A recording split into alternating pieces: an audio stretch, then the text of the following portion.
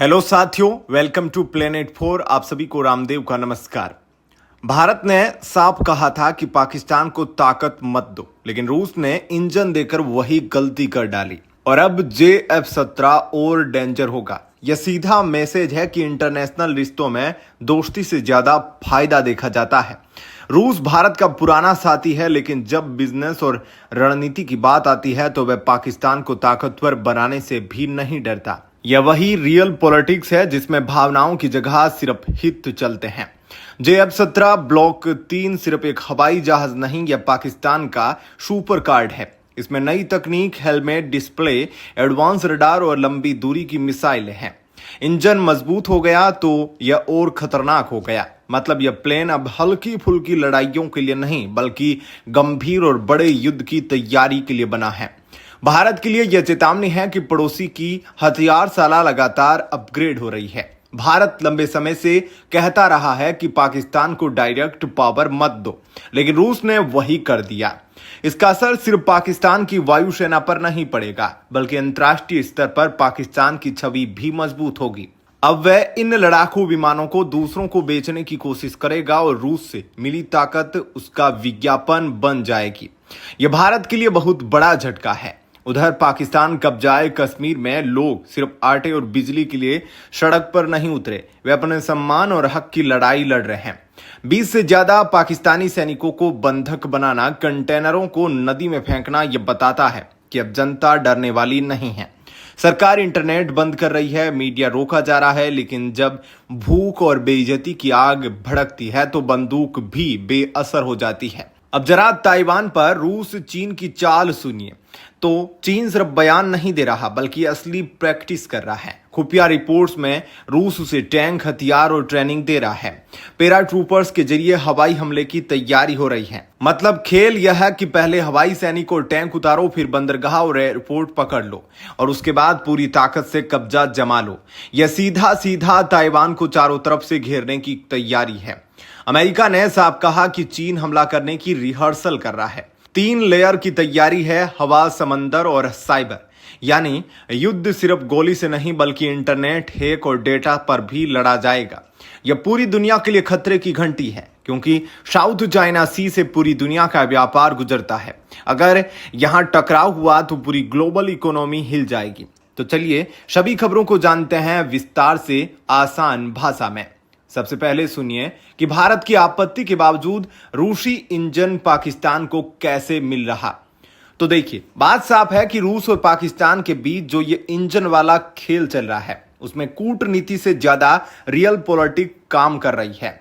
भारत बार बार यह कहता रहा कि पाकिस्तान की वायुसेना को मजबूत करने वाला कोई भी कदम सीधे हमारी सुरक्षा के खिलाफ जाता है, क्योंकि JF-17 ब्लॉक 3 पाकिस्तान का सबसे एडवांस फाइटर है और उसका दिल यानी इंजन रूस का RD-93MA है, जिसे क्लीमोव कंपनी बनाती है। भारत की नसीहत थी कि सप्लाई को रोका जाए, लेकिन मॉस्को ने साफ शब्दों में कह दिया कि वह अपना पुराना प्ले बुक दोहराएगा। यानी तकनीकी तौर पर रूस इंजन को चीन को सप्लाई करता है और चीन उसे पाकिस्तान में ट्रांसफर कर देता है। इस तरह रूस सीधे पाकिस्तान को बेचता नहीं दिखता, पर असलियत यह है कि पाकिस्तान का पूरा थंडर बेड़ा इन्हीं इंजनों पर उड़ रहा है। यही वजह है कि भारत को आपत्ति है, मगर रूस अपने आर्थिक और सामरिक हितों के लिए इस आपत्ति को सिर्फ नोट करने तक सीमित कर देता है और सौदा जारी रखता है। अब यहां से आगे की जानकारी आप इस रिपोर्ट में देखिए। धन्यवाद। सभी साथियों को टीम प्लेनेट 4 का नमस्कार। अब सुनिए कि JF-17 ब्लॉक 3 की असल ताकत क्या है। तो पाकिस्तान का JF-17 ब्लॉक 3 अब पुराने ब्लॉक 1 और ब्लॉक 2 की तरह एक औसत दर्जे का विमान नहीं रहा, बल्कि वो तकनीकी रूप से लगभग चौथी और 5वीं पीढ़ी के बीच का हाइब्रिड बन चुका है, जिसे लोग 4.5 पीढ़ी का लड़ाकू विमान कहते हैं। इसमें जो AESA रडार लगा है वो दुश्मन को दूर से ट्रैक कर सकता है और एक साथ कई टारगेट संभाल सकता है। हेलमेट माउंटेड डिस्प्ले का मतलब है कि पायलट सिर्फ हेलमेट की स्क्रीन देखकर ही निशाना साध सकता है, उसे कॉकपिट के पैनल पर झांकने की जरूरत नहीं। एडवांस्ड इलेक्ट्रॉनिक वॉरफेयर सूट होने से यह दुश्मन के रडार और मिसाइल को जाम कर सकता है या उन्हें धोखा दे सकता है। चीन ने इसमें PL-15 जैसी लंबी दूरी की मिसाइलें जोड़ दी हैं जो सैकड़ों किलोमीटर दूर तक दुश्मन को गिरा सकती हैं। अब इंजन की बात करें तो RD-93MA पुराने इंजन से ज्यादा ताकत देता है, कम ईंधन खाता है, ज्यादा गर्मी सह सकता है और ज्यादा सालों तक चलता है। इसका नतीजा यह है कि विमान और भारी हथियार उठाकर भी आसानी से उड़ सकता है, हवा में तेज मोड़ बदल सकता है और नेटवर्क से जुड़े युद्ध में यानी डेटा शेयरिंग और कोऑर्डिनेशन वाले मॉडर्न बैटल में ज्यादा खतरनाक बन जाता है। अब सुनिए कि यह पुतिन की डबल गेम कहानी है या शतरंज की चाल।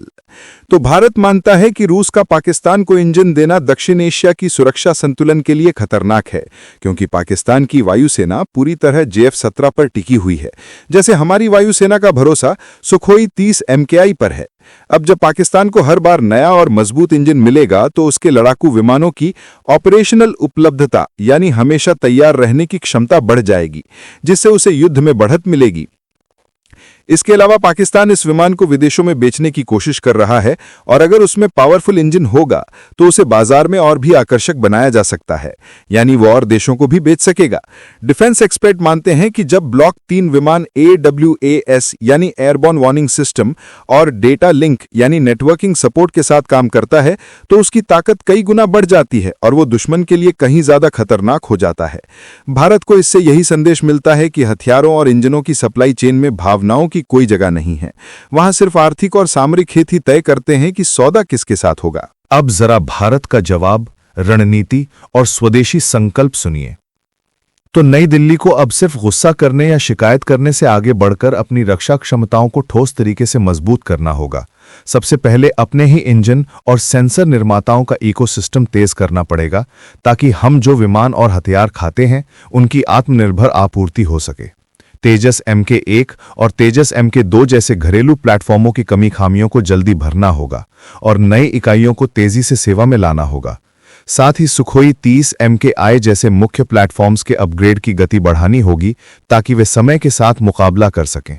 ब्रह्मोस के नए वेरिएंट और लंबी दूरी की हवा से हवा मिसाइलों जैसे हमले व रक्षा दोनों के साधनों से डेटरेंस यानी रोकने की क्षमता मजबूत करनी होगी, ताकि विरोधी कोई जंग शुरू करने से पहले सोचे।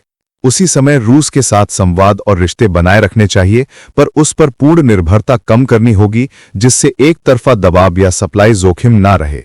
इसलिए यूरोप, अमेरिका और अन्य मित्र देशों के साथ को डिजाइन और को डेवलपमेंट बढ़ाने का सुझाव है, ताकि तकनीक, स्पेयर पार्ट्स और लॉजिस्टिक्स में वैकल्पिक रास्ते हों।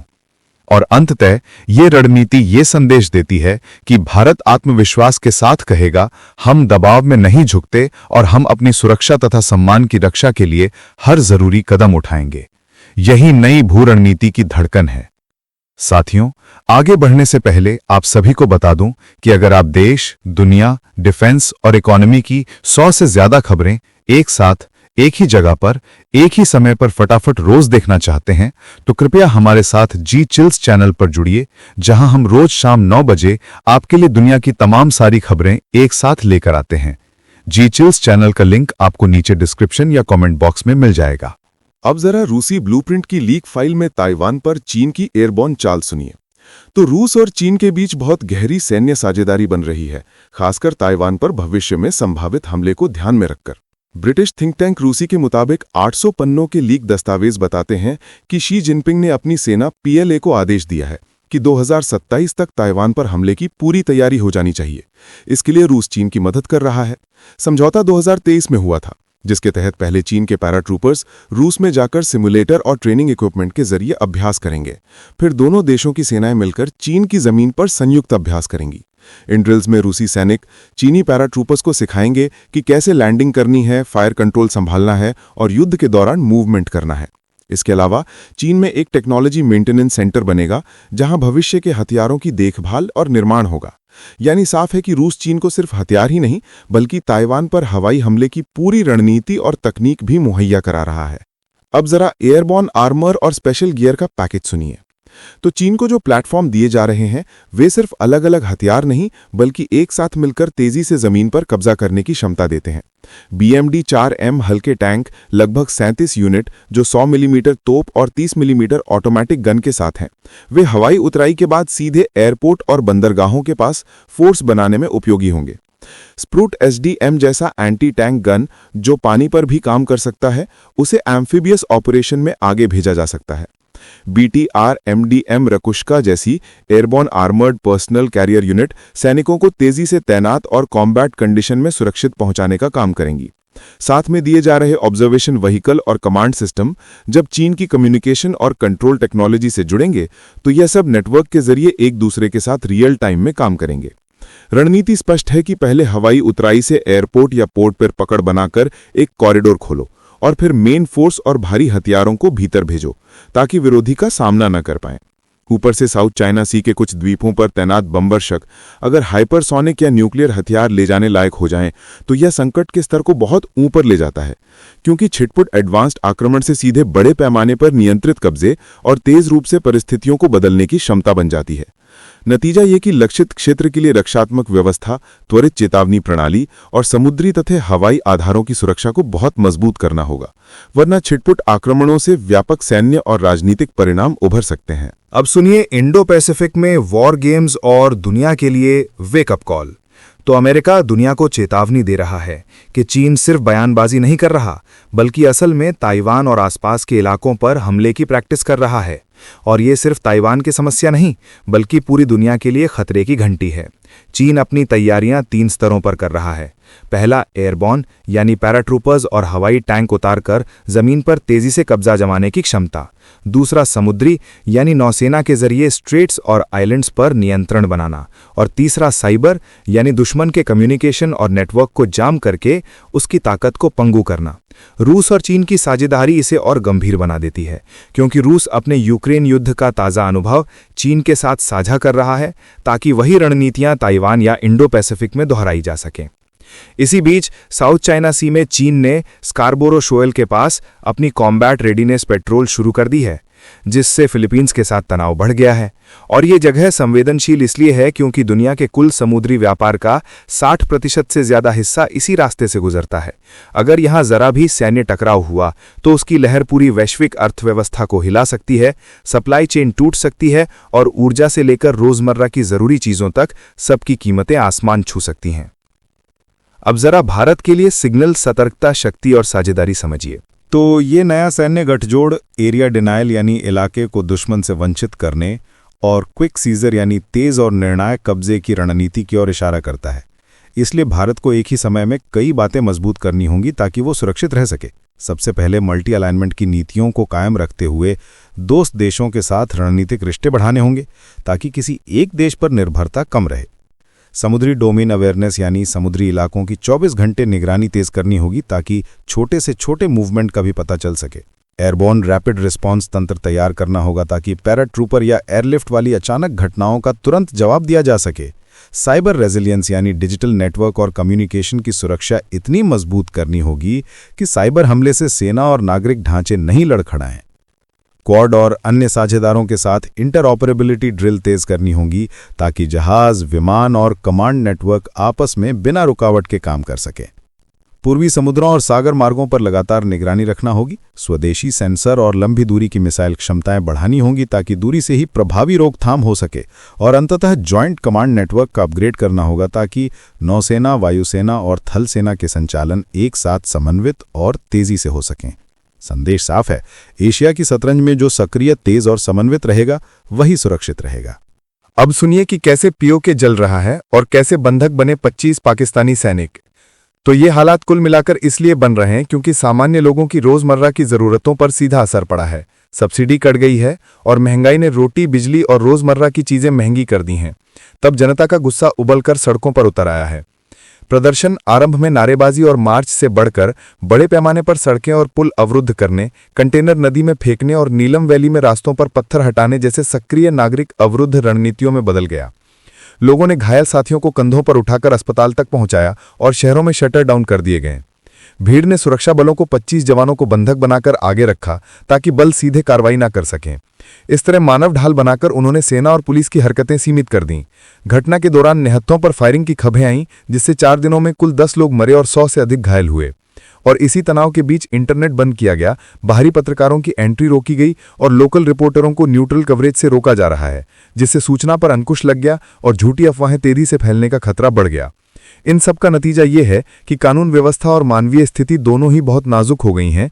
राजधानी और मुख्य रास्तों पर भीड़ द्वारा बनाए जा रहे ब्लॉकेज से सेना और आपूर्ति काफिलों की चाल रुक गई है और शहर शहर में चेक पोस्टों पर तनाव बढ़ गया है। राजनीतिक रूप से ये सरकार के लिए दबाव पैदा करता है कि वो या तो बातचीत के रास्ते अपनाए और राहत पैकेज या मौखिक आश्वासन दे, या फिर कड़ाई से कार्रवाई करके भीड़ को तितर-बितर करें।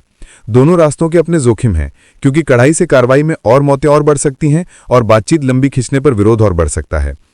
जेकेजे-एएसी जैसी समूहों की चेतावनियां कि प्लान ए के बाद बैकअप प्लान और प्लान डी भी संभावित हैं, स्थिति को और अस्थिर बना देती हैं। और मीडिया पर पाबंदी व इंटरनेट कटौती से पारदर्शिता कम होने पर स्थानिक गलतफहमी और बाहरी दखल के बड़े प्रभाव की संभावना भी बनती है। कुल मिलाकर अगर जल्दी राहत, भरोसेमंद संवाद और उचित सुरक्षा प्रबंधन नहीं हुआ तो ये स्थानीय असंतोष तेजी से दीर्घकालिक राजनीतिक और मानवीय संकट में बदल सकता है। अब जरा जनता की उठी 38 मांगे सुनिए। तो यहाँ असल समस्या सिर्फ महंगाई और सब्सिडी की नहीं है, बल्कि लोगों के राजनीतिक और सामाजिक प्रतिनिधित्व की भी है। प्रदर्शनकारियों के 38 मांगों में सबसे जोरदार मांग उन 12 विधानसभा सीटों को खत्म करने की है जो पाकिस्तान में बसे शरणार्थियों के लिए रिजर्व हैं। लोकल आबादी मानती है कि इससे उनकी आवाज कमजोर हो गई है और उनका राजनीतिक प्रतिनिधित्व सिकुड़ गया है। दूसरी बड़ी मांग है कि इलाके में बने हाइड्रो प्रोजेक्ट का सीधा फायदा स्थानीय लोगों को मिले, क्योंकि यहां से बिजली बनती है लेकिन महंगी दरों पर बिल चुकाने पड़ते हैं। तीसरी अहम मांग है आटे और बिजली के बिलों पर राहत, क्योंकि महंगाई ने आम जनता की कमर तोड़ दी है। नेता शौकत नवाज मीर ने साफ कहा है कि 70 वर्षों से यहां के लोगों को मौलिक अधिकारों से वंचित रखा गया। अब वक्त है कि उन्हें उनका हक मिले, वरना गुस्सा और उबाल झेलना पड़ेगा। साथ ही उन्होंने उन परिवारों के लिए मुआवजा और सरकारी नौकरी की मांग रखी है जिनके लोग इस हिंसा और संघर्ष में मारे गए हैं। स्थिति और गंभीर इसलिए हो रही है क्योंकि पीओके में पहले भी आटे और बिजली के दामों को लेकर हड़तालें हुई थीं। मंगला डैम से बिजली निकलती है पर उसके बिल इतने भारी हैं कि जनता खुद को ठगा महसूस करती है। ये टीस अब एक ज्वालामुखी बनकर फट रही है। सरकार इंटरनेट ब्लैकआउट और मीडिया पर पाबंदी लगाकर नैरेटिव कंट्रोल करना चाहती है, लेकिन सड़कों पर जनमत की धड़कन तेज है और उसे दबाना मुश्किल होता जा रहा है। लोगों के लिए यह सिर्फ सब्सिडी पाने का मामला नहीं रहा, बल्कि सिस्टम से सम्मान और बराबरी की मांग करने की लड़ाई बन चुका है। जब जनता पुलों पर रखे कंटेनर बहा देती है और राजधानी की ओर बढ़ते कदम कह रहे हैं कि रोटी और अधिकार पर कोई सौदा नहीं होगा, तो यह आंदोलन सरकार की नसों पर सीधा दबाव बन जाता है। अब अगला कदम जनता तय करेगी और यही तय करेगा कि पीओके की राजनीति और सत्ता समीकरण किस दिशा में जाएंगे। इस वीडियो में फिलहाल इतना ही। जल्द मिलते हैं एक और नई अपडेट के साथ। जाने से पहले वीडियो को लाइक करके चैनल को सब्सक्राइब कर लें। धन्यवाद।